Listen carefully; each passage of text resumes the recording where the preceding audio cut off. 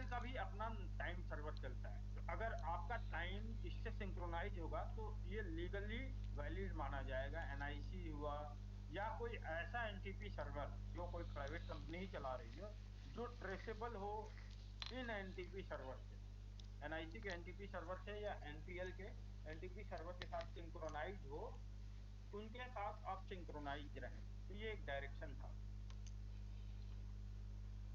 तो एनसीआईआईपीसी ये एक ऑर्गेनाइजेशन है, गवर्नमेंट ऑफ इंडिया ने क्रिएट किया था सेक्शन 76A का इस्तेमाल करते हुए। दिल्ली बेस्ड कंपनी है, ऑर्गेनाइजेशन है।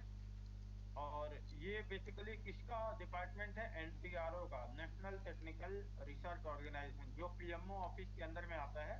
तो ये जितने भी क्रिटिकल इंफ्रास्ट्रक्चर हैं, चाहे पावर ग्रिड सिस्टम हो, चाहे रिजर्वेशन सिस्टम हो, चाहे हमारा कम्युनिकेशन सिस्टम हो, चाहे एनआईसी के जो भी इतना इंफ्रास्ट्रक्चर है, वो सब इसी बॉडी के थ्रू कंट्रोल होते हैं, मॉनिटरिंग होते हैं, रेगुलेट होते हैं। इसका जो गैजेट आया था वो 16 जनवरी 2014 को आया था। साइबर अपीलेट ट्रिब्यूनल, तो कई बार ऐसा होता है कि एक फोरम बनाया गया है, ये सेकंड फोरम है, जहां पे हाई कोर्ट जो है सेकंड ओपिनियन ले सकता है यहाँ से। तो शायद मान लीजिए कि कोई जजमेंट या कोई केस है जो प्रॉपरली उस पर डिसीजन नहीं आया है, तो उस केस में साइबर अपीलेट ट्रिब्यूनल का यूज होता है। तो ये सेक्शन 62 से क्रिएट हुआ है। अब क्या क्या पावर ग्रांट किए गए हैं? तो सेक्शन 69 का मतलब है कि सेंट्रल गवर्नमेंट समय समय पे डायरेक्शन जारी कर सकती है। इसके लिए कोई भी ट्रैफिक को मॉनिटर किया जाए, इंटरनेट पे जो भी ट्रैफिक जा रहा है, जो भी डेटा फ्लो हो रहा है, या आपके कंप्यूटर का जो भी डेटा है उसको इंटरसेप्ट करना या मॉनिटर करना या उसको डिकोड करना। अगर आप सिक्योर करके भेज रहे हैं तो डिकोड करने का भी सिस्टम होना चाहिए, कंपनी को देना पड़ता है। तो ये पावर किसको दिया गया है? मिनिस्ट्री ऑफ होम अफेयर को या स्टेट गवर्नमेंट को। स्टेट गवर्नमेंट के जो जो सेक्रेटरी होते हैं उनको ये सब, होम होम सेक्रेटरी होते हैं, उनको ये सब पावर दिया गया। तो वो डायरेक्शन जारी कर सकते हैं, लेटर लिख सकते हैं, ऑर्डर जारी कर सकते हैं। 69A में पावर दिया गया वेबसाइट को या किसी चीज को ब्लॉक करना, कि ये वेबसाइट में कंटेंट सही नहीं है, इसको ब्लॉक करना है, एप्लीकेशन को ब्लॉक करना है, मोबाइल ऐप्स को ब्लॉक करना है। तो आपको याद होगा कि कुछ दिन पहले कुछ एप्लीकेशन ब्लॉक किए गए थे, कुछ वेबसाइट ब्लॉक की जाती हैं, कई बार कहीं पे दंगे हो जाते हैं तो टेलीफोन सर्विस बंद कर दिए जाते हैं, कई मोबाइल इंटरनेट सब डाउन कर दिया जाता है। तो वो सब इसी पावर का इस्तेमाल किया जाता है। तो माइटी एक्सरसाइज करता है। 69B, 69B में एक ऑर्गेनाइजेशन को ट्रैफिक मॉनिटर करना, डेटा कलेक्ट करने का पावर दिया गया, और किसको दिया गया? 13 को दिया गया। सेक्शन 87, सेंट्रल गवर्नमेंट को एक पावर दिया गया कि समय समय पे वो रूल ला सकती है, अगर जैसा जरूरत होगा, क्योंकि टेक्नोलॉजी चेंज होते रहती है। तो सेक्शन 87 का यूज करके आईटी रूल्स को लागू कर सकती है। तो सबसे पहला आईटी रूल 2011 में आया था, दूसरा फरवरी 2021 में आया है, इसी पावर का इस्तेमाल करते हुए। सेक्शन 69 कब इस्तेमाल होगा? मिनिस्ट्री ऑफ होम अफेयर के थ्रू, जब देश की सॉवरनिटी या इंटीग्रिटी के सवाल होगा, या डिफेंस का मैटर होगा, सिक्योरिटी ऑफ स्टेट का मैटर होगा, या फ्रेंडली रिलेशन की बात होगी कि हमारे लोकेशन से या किसी वेबसाइट से या किसी प्लेटफॉर्म से हमारे फ्रेंडली रिलेशन वाले स्टेट से या कंट्री से कुछ प्रॉब्लम क्रिएट हो रहा है। तो उसके आधार पे मिनिस्ट्री ऑफ होम अफेयर इस पावर का इस्तेमाल करके किसी डेटा को इंटरसेप्ट कर सकता है। टेलीफोन टेपिंग जैसे ही डेटा इंटरसेप्ट हो सकता है, मॉनिटर हो सकता है, और इसको डिकोड किया जा सकता है। तो ये पावर यूनियन होम सेक्रेटरी या home secretary of state, UT, को डायरेक्शन इशू करने का इसमें पावर दिया गया है, ऑथोराइज किया गया है। और सेक्शन 69A, जहाँ पे कोई पब्लिक को कोई वेबसाइट एक्सेस नहीं होना चाहिए, ये सर्विस डाउन करना है, इस तरह का डायरेक्शन देना हो तो माइटी इसको इसके लिए लेटर जारी करती है इंटरनेट सर्विस प्रोवाइडर को या मोबाइल मोबाइल सर्विस प्रोवाइडर को या टेलीकॉम सर्विस प्रोवाइडर को, तो उसमें भी कंडीशन वही लागू होता है जो कंडीशन इस पे लागू था कि सॉवरेनिटी या integrity of India, defence of India, security of state, या कोई भी पब्लिक ऑर्डर जो जारी हुआ हो मिनिस्ट्री ऑफ होम अफेयर से या सेंट्रल गवर्नमेंट से, तो वैसे कंडीशंस में इसका इस्तेमाल होता है।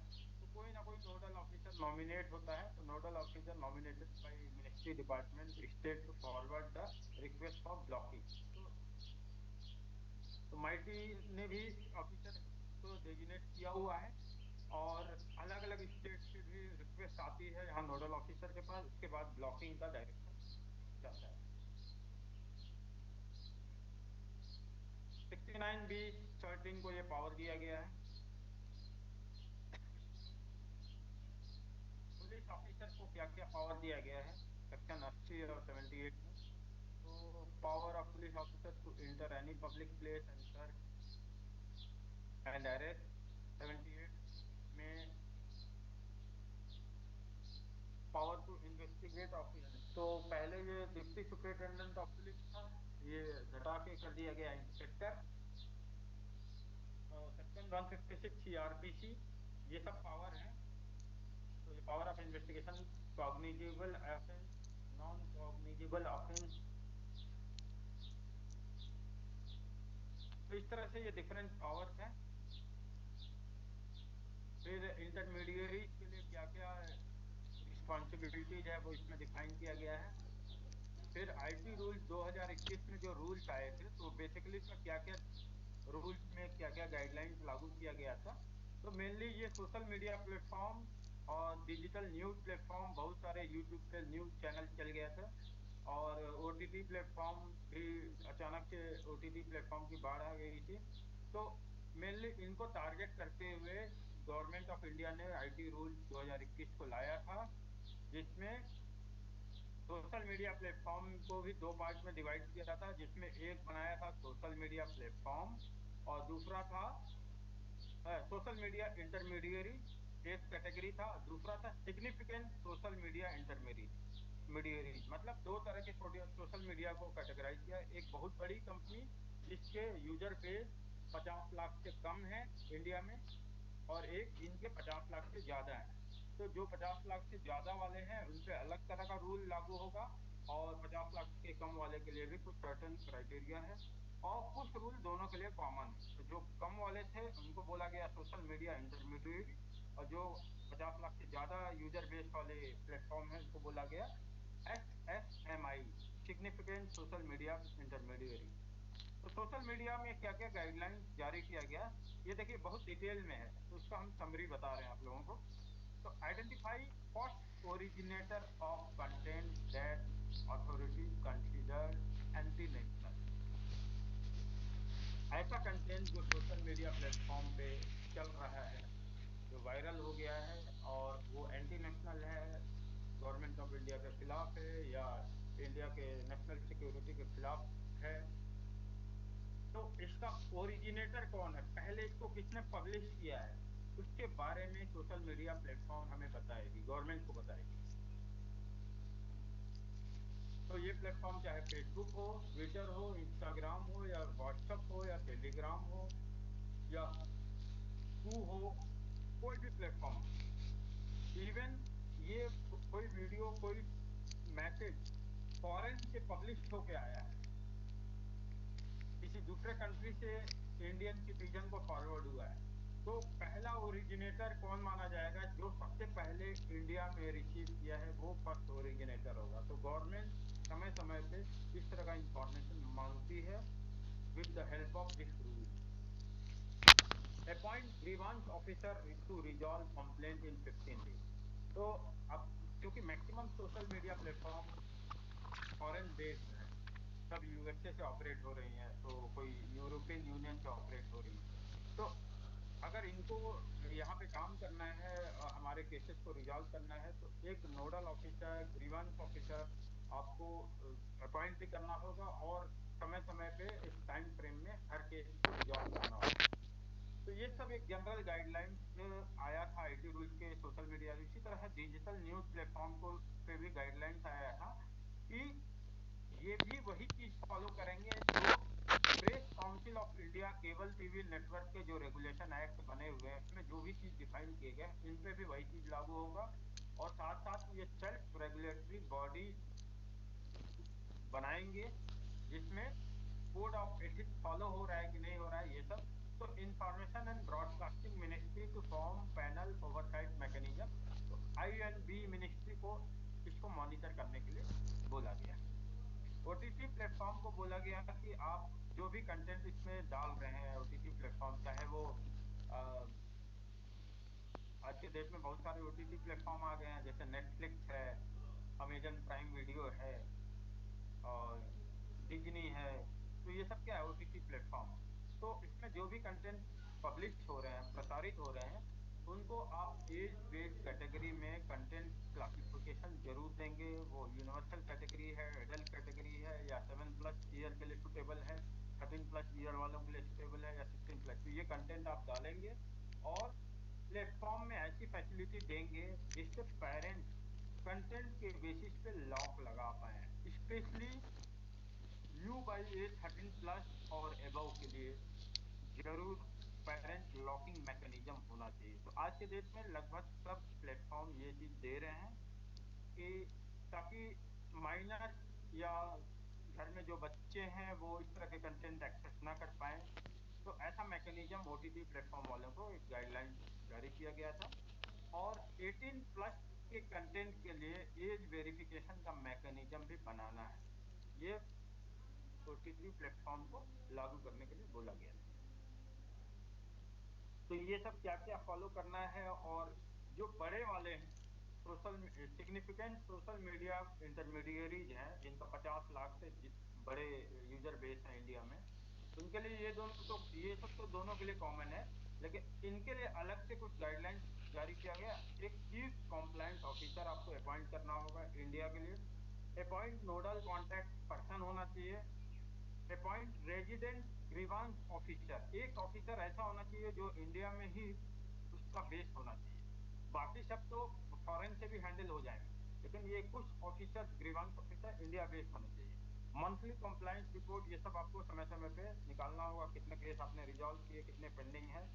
और यूजर का verification mechanism, address, physical contact address India का भी होना चाहिए कंपनी का, चाहे वो फेसबुक हो या गूगल हो, कुछ भी हो।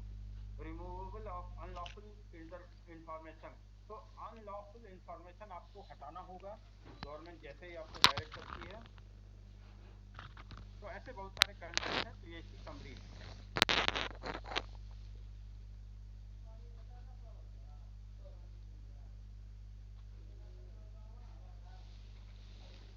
ये इसी का डिटेल है, आप इसको एक्सप्लोर करिएगा।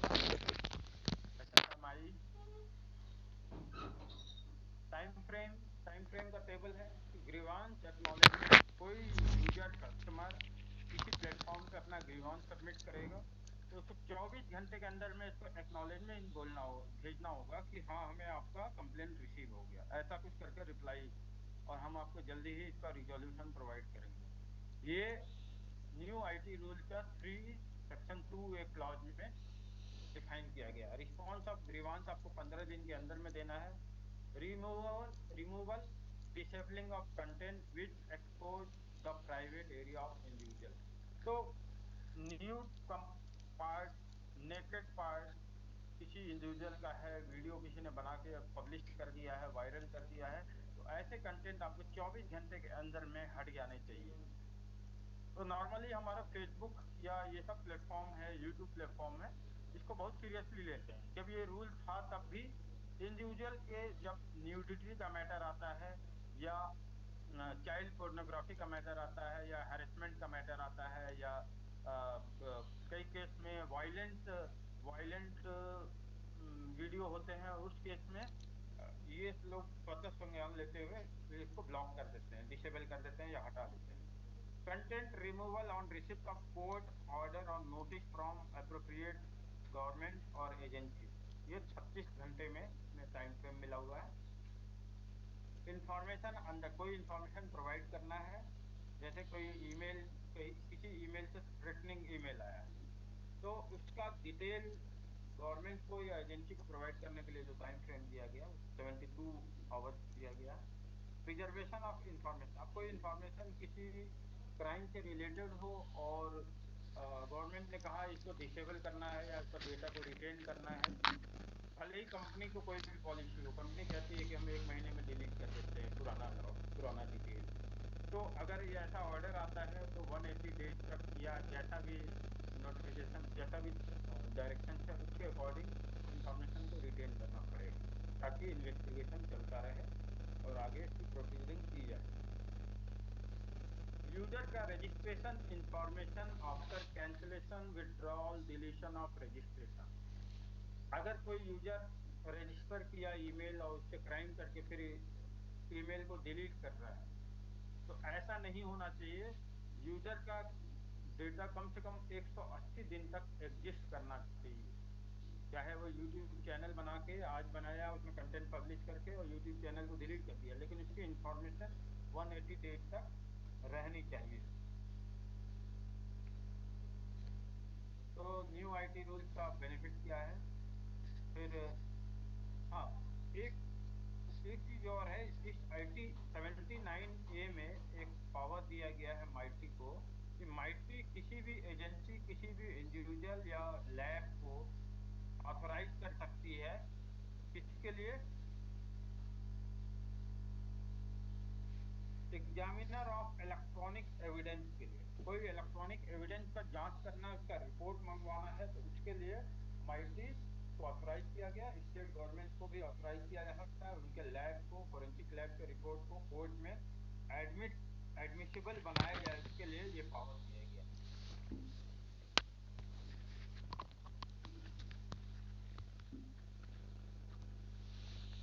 अब आते हैं digital personal data protection act 2023, DPDP act 2023।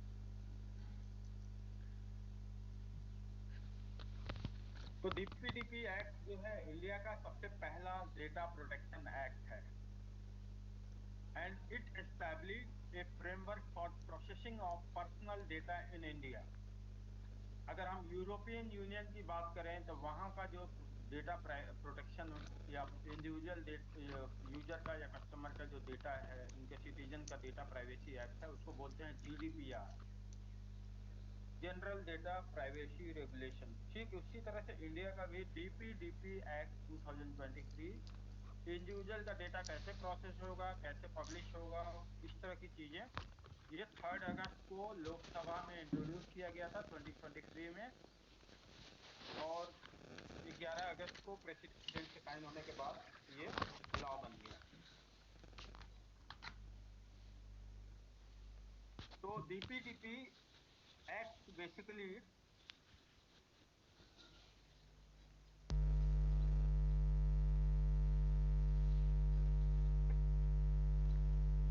User का डेटा इंडिया के डेटा पे लागू होता है, और जो भी डेटा इंडियन सिटीजन का कलेक्ट किया जा रहा है, चाहे वो किसी भी कंट्री में क्यों ना, लेकिन अगर इंडियन सिटीजन का डेटा है तो वो उस कंपनी पे लागू हो।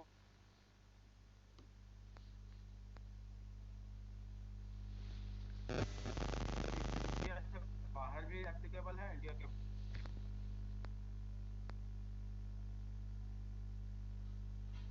अगर वो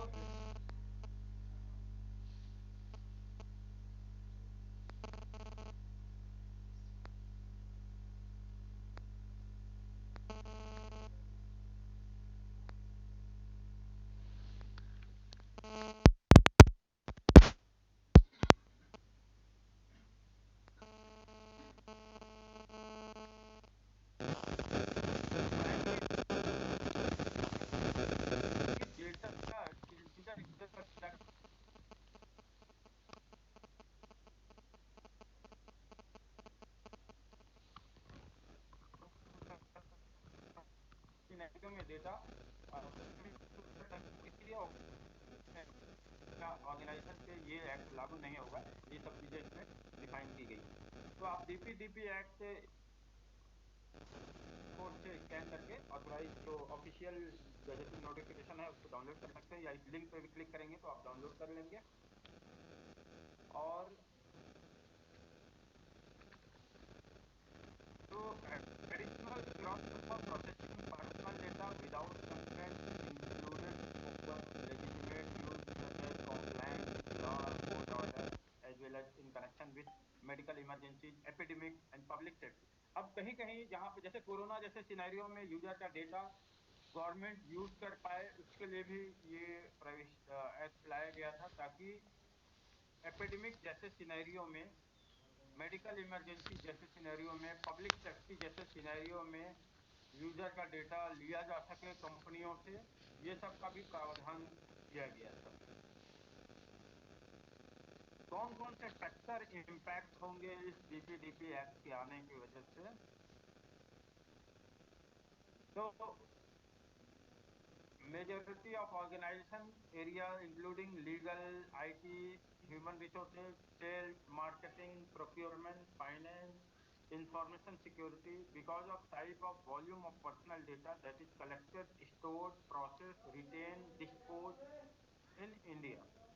तो बेसिकली डीपीडीपी एक्ट का बहुत बड़ा इम्पैक्ट आ रहा है, आने वाला है। बहुत सारी कंपनियां यूजर से कंसेंट ले रही हैं कि आपका डेटा ऐसे स्टोर होगा, ऐसे प्रोसेस होगा, उसके लिए कंसेंट ले रहे हैं। तो काफी हद तक कंसेंट लेने के बाद कुछ चीजें से बचा जा सकता है, लेकिन उसके बाद भी ये एक्ट ये नहीं कहता है कि कंसेंट लेने का मतलब आप यूजर का डेटा को फ्रीली डिस्ट्रीब्यूट करें। तो ऐसे बहुत सारे प्रोविजन हैं इसमें। तो इसमें कुछ टर्म्स बनाए गए हैं। जैसे डेफिनेशन की बात करें तो हर एक्ट में, हर लॉ में हर चीजों का डेफिनेशन होता है। तो यहाँ पे एक बोर्ड बोला जाता है, एक बोर्ड होता है डीपीडीपी एक्ट में। बोर्ड का मतलब क्या होता है? Data protection board of India, establish by central government ने सेक्शन 18 ऑफ डीपीडीपी एक्ट का यूज करके बोर्ड बनाएगी। वो बोर्ड डिफरेंट केसेस को हियर करेगी, देखेगी, ओवरसी करेगी। डेटा प्रिंसिपल का मतलब वो इंडिविजुअल जिसका डेटा कहीं पे सबमिट हो रहा है, तो चाहे चाइल्ड हो, चाहे वो वुमेन हो, चाहे कस्टमर हो किसी ऑर्गेनाइजेशन का। डेटा का मतलब वो डेटा, वो वैल्यू, वो फैक्ट, वो कॉन्सेप्ट, वो ओपिनियन जो एक डेटा प्रिंसिपल ने कहीं पे सबमिट किया है। डेटा डेटा फिडुशियरी में वो एजेंसी, ऑर्गेनाइजेशन या वो पर्सन जो कि डेटा प्रिंसिपल का डेटा स्टोर कर रहा है, कर रहा है, प्रोवाइड कर रहा है। पर्सनल डेटा ब्रीच का मतलब होता है कि unauthorised processing of personal data और accidental disclosure, acquisition, sharing, use, alteration, destruction, loss of access to personal data that compromise the confidentiality, integrity, availability of personal data। confidentiality means data confidential होना चाहिए।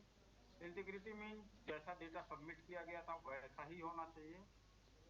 availability means वो data जब individual जो data principal को जब जरूरत हो तो वो डेटा एक्सेस होना चाहिए। तो ये सब एक डीपीडीपी का एक्ट बनाया गया, तो इसमें ये सब डेफिनेशन है। अब डीपीडीपी एक्ट में कुछ अधिकार दिए गए हैं। सिग्निफिकेंट डेटा फिड्यूशियरी डिफाइन किए गए। तो सिग्निफिकेंट मतलब जो मेजर डेटा फिड्यूशियरीज हैं, which the government will identify using the volume and sensitivity of personal data, process and risk associated. तो इसमें सिटीजन को क्या क्या राइट दिए गए हैं? राइट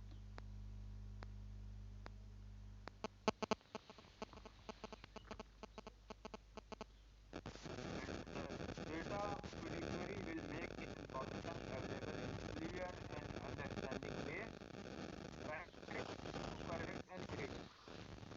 तो इसमें यूजर्स को, डेटा प्रिंसिपल को ये भी राइट दिया रहे इनएक्यूरेट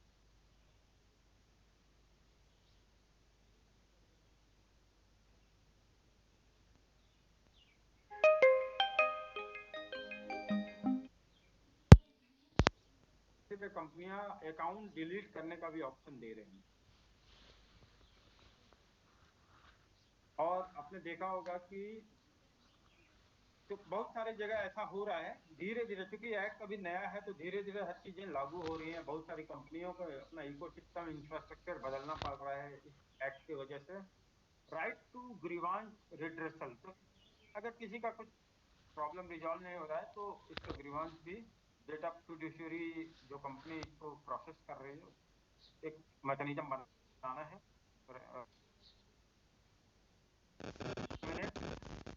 एक इंडिविजुअल जिसका डेटा किसी डेटा फिड्यूशियरी पे सबमिट है, सपोज फेसबुक, तो फेसबुक आप ऑपरेट कर रहे हैं या कोई भी ऑपरेट कर रहा है तो वो इंडिविजुअल एक्सपायर कर गया या वो उसको यूज नहीं कर पा रहा है, तो ऐसे केस में वो नॉमिनेट कर पाए ताकि उसका डेटा वहां से रिट्रीव किया जा सके।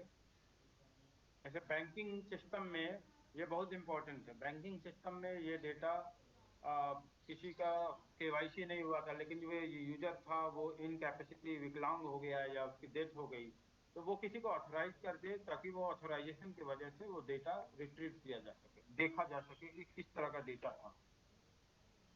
तो अभी क्या है, क्योंकि रूल नया नया है तो अभी कोई टाइमलाइन टाइम फ्रेम अभी डिफाइन नहीं हो पाया है। ग्रीवांस रिजर्सल कब होगा, डेटा प्रिंसिपल का राइट कैसे कितने टाइम फ्रेम में हैंडल होना है, ये सब चीजें अभी डिफाइन नहीं हो पाई हैं। पेनाल्टीज क्या क्या है, पेनाल्टी देखें तो 10,000 रुपये से लेके 250 करोड़ तक का पेनाल्टी है, तो इतना बड़ा पेनाल्टी है।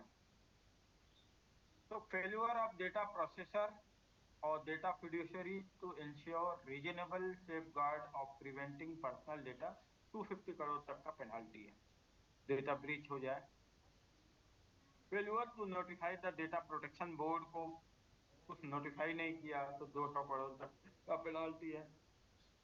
Non fulfilment of obligation pertaining to children up to 200 crore, तो पूरा case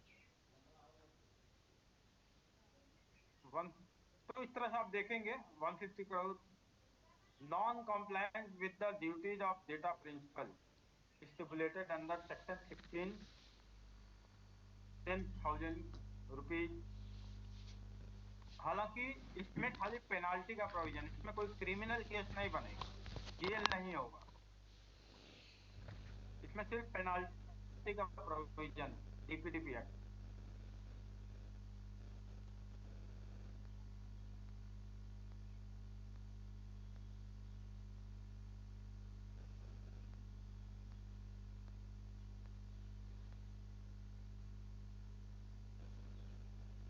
proper process,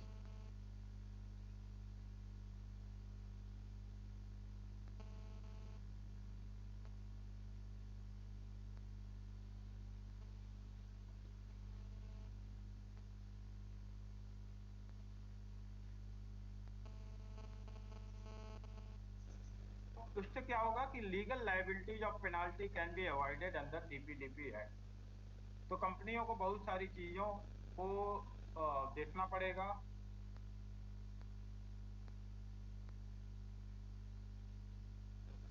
build data privacy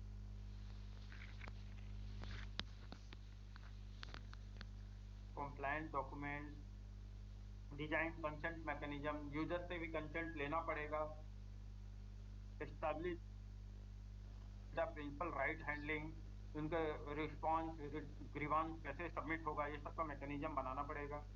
monitor government notification, time to time जो भी नोटिफिकेशन आ रहा है उसको देखना पड़ेगा, उसके दायरे में रहते हुए सारी चीजों को फॉलो करना पड़ेगा। अदर कंट्री में देखा जाए तो उनके भी अपने कुछ डेटा प्रोटेक्शन है, बिल है, एक्ट है। तो यूरोपियन यूनियन का जीडीपीआर है जो बहुत ही स्ट्रिक्ट पॉलिसी है, जिसकी वजह से कई कंपनियों ने अपना ऑपरेशन दूसरे कंट्री से उठा के यूरोप में डेटा सेंटर, डेटा सर्वर लगाना पड़ा, काफी पैसा इन्वेस्ट करना पड़ा ताकि यूरोपियन यूनियन के जो डेटा है, इसमें तो पॉलिसी बनी हुई है कि जो भी डेटा है वो यूरोप की बाउंड्री के बाहर नहीं जाएगा। तो यूरोप के बाउंड्री से बाहर जाना मतलब इसमें दो मतलब होता है कि बाहर आप डेटा को कहीं शेयर नहीं करेंगे और दूसरा डेटा बाहर फिजिकली भी डेटा बाहर नहीं जाएगा। मतलब सर्वर भी आपका जहां डेटा स्टोर हो रहा है वो डिवाइस भी यूरोप के बाउंड्री के अंदर होना चाहिए। ये इतना स्ट्रिक्ट पॉलिसी है जीडीपीआर, जिसकी वजह से कई कंपनियों पे बहुत एडिशनल ओवरहेड्स ओवरलोड आया, फाइनेंशियली ऑपरेशनल लेवल उनका शिफ्ट करना पड़ा, उनको एक एक ब्रांच एक ऑफिस भी खोलना पड़ा, और यूरोपियन सिटीजन के लिए। एक मिनट।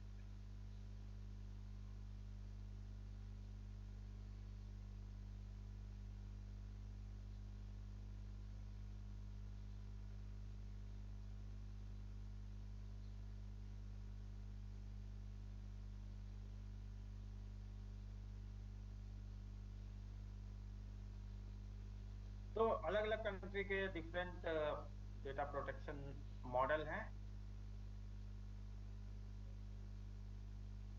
अब आते हैं कि 22, 23, 24 साल पुराना हो गया हमारा आईटी एक्ट। अगर हम 2000 को बेस लेके चलें तो लगभग 24 साल होने जा रहा है। आठ को देखें, अमेंडमेंट वाले सेक्शन को देखें तो वो भी पुराना हो गया है।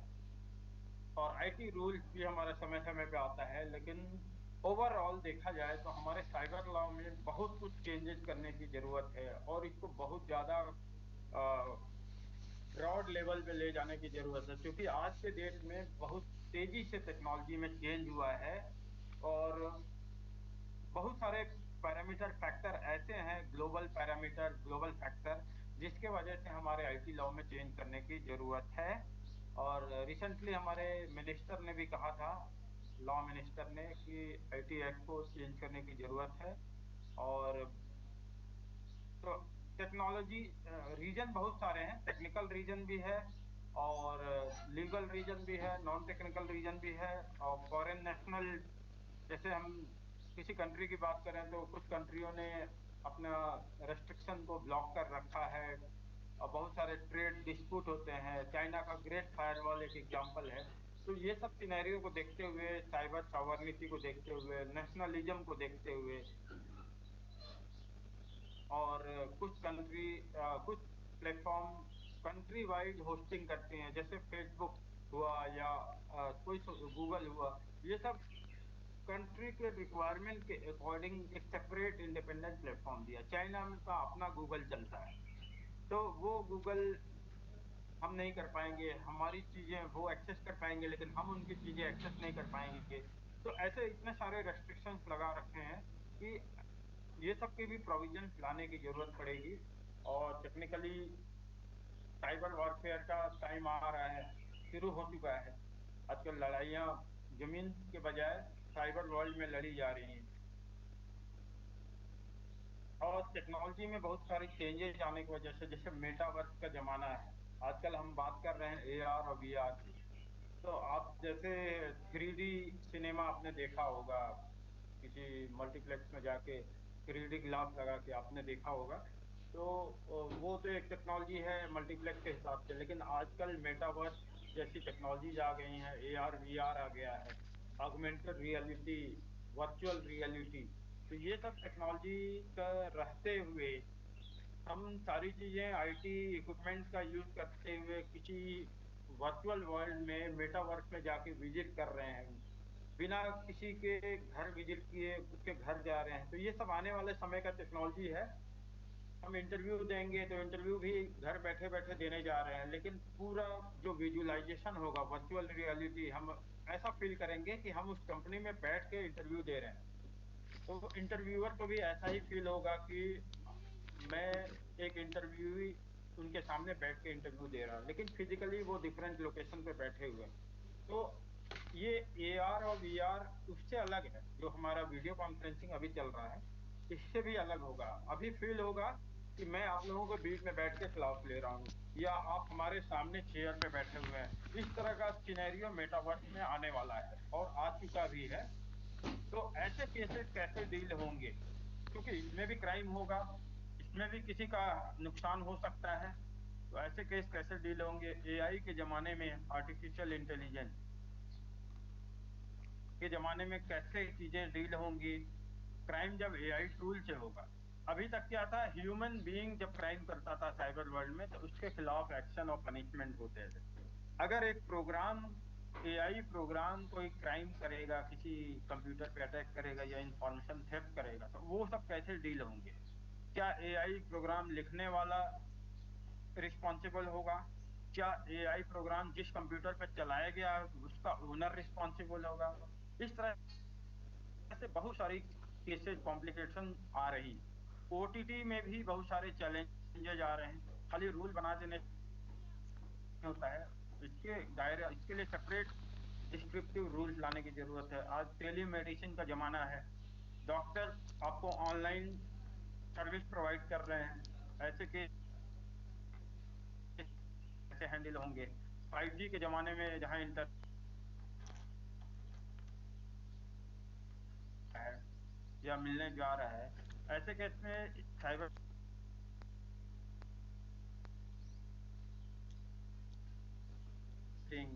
अब होस्टिंग कंपनी के अंदर ना होकर किसी क्लाउड प्लेटफॉर्म पे वेब सर्वर चल रहा है। गेमिंग, आजकल गेम खेले जा रहे हैं साइबर वर्ल्ड में। साइबर सॉवरनिटी तो अभी तक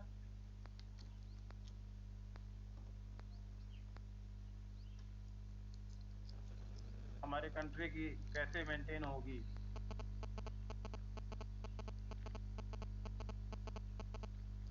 कल करेंसी का बहुत सारा फॉर्म आने जा रहा है, तो एनएफटी कैसे डील होगा? डिस्ट्रीब्यूटेड फाइनेंशियल डेफी कैसे डील होगा? Web 3, international factor. एग्जाम्पल के तौर पे देखें तो अभी एक 2-3 साल पहले एक केस हुआ था टोयोटा में। टोयोटा में क्या केस हुआ था कि ऑटोमोबाइल कंपनी है, ऑटोमोबाइल कंपनी है, वहां पे रोबोट, एक एआई बेस्ड रोबोट वहां पे असेंबलिंग में इन्वॉल्व था, गाड़ी को असेंबल कर रहा था, तो it was involve in assembling of automobile. तो एक्सीडेंटली, अनइंटेंशनली या जो भी रीजन था, एक एम्प्लॉय को उसने मार डाला असेंबलिंग करते समय। तो वैसे केस में कौन रिस्पॉन्सिबल होगा? टोयोटा रिस्पॉन्सिबल होगी, या वो एआई प्रोग्राम लिखने वाला रिस्पॉन्सिबल है, या रोबोट खुद रिस्पॉन्सिबल होगा? तो ये सब सिनेरियो भी आ रहे हैं जहाँ पे मशीन जब क्राइम करेगा, कंप्यूटर ऑटोमेटिक क्राइम करेगा। और आजकल मशीन लर्निंग की बात हो रही है। आपने चैट जीपीटी का नाम सुना होगा। चैट जीपीटी क्या है? ये पुरानी चीजों के बेसिस पे नई चीजें भी जनरेट कर रहा है।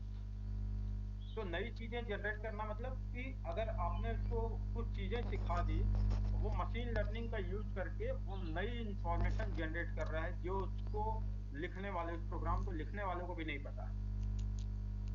तो कंटिन्यूसली वो लर्न करता जा रहा है, ऑटोमेटिकली लर्न करता जा रहा है और नई नई चीजें निकालता जा रहा है। तो आने वाले समय में AI based tool cyber attack को रोक भी पाएंगे, लेकिन साइबर अटैक भी कर पाएंगे। तो अटैक करेंगे और नई नई तरीके के अटैक भी वो खुद ही खोज डालेंगे। तो ऐसे केस कैसे डील होंगे?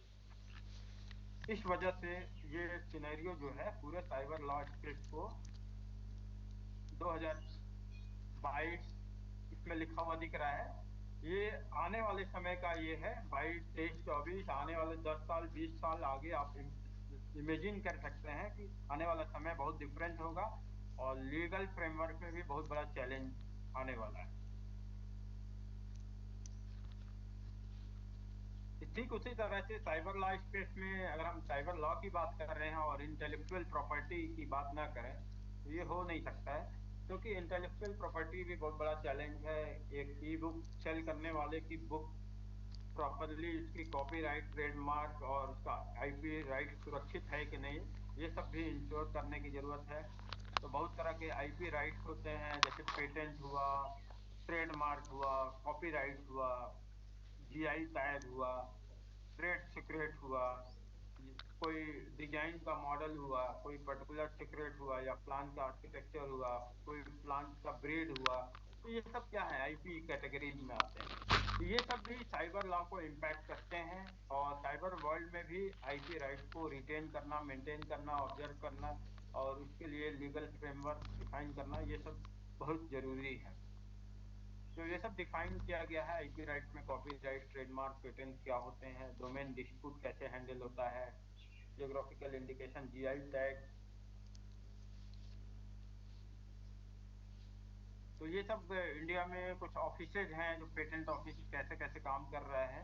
तो पूरा IP system, intellectual property system पूरे इंडिया में, उसकी लर्निंग ट्रेनिंग कहाँ होती है, उसका डिजाइन ऑफिस कहाँ पे है, पेटेंट ऑफिस कहाँ पे है, ट्रेडमार्क रजिस्ट्री कहाँ है, जीआई टैग का ऑफिस कौन देखता है, कॉपीराइट रजिस्ट्री कहाँ पे है। तो ये सब के ऑफिसेज के एक फ्लो चार्ट दिए हुए हैं। अब कुछ केस स्टडीज हैं, तो इसमें केस स्टडीज काफी कुछ कवर किए गए हैं। अगर केस स्टडीज आप देखेंगे तो कुछ एग्जांपल्स हैं, जैसे कुछ पुराने केस हैं, कैसे केस फाइल हुआ था और कोर्ट ने क्या उसका वर्डिक्ट दिया था, ये सब आपको इसमें कवर किया गया है। तो कैसे कैसे इंक्वायरी हुई थी, क्या समरी है इसकी, तो समरी आप देख सकते हैं। तो अलग अलग पुराने केस हैं और रिलेवेंट केस भी आप सर्च कर सकते हैं। साइबर सेल पे आते हैं, तो हमारे जो भी क्राइम होते हैं, जो भी साइबर क्राइम हो रहा है, तो साइबर सेल बने हुए हैं। हर स्टेट में, हर डिस्ट्रिक्ट में कोई ना कोई साइबर सेल होगा, साइबर पुलिस स्टेशन होगा, साइबर क्राइम थाना होगा। ठीक है, वो बहुत सारा होगा।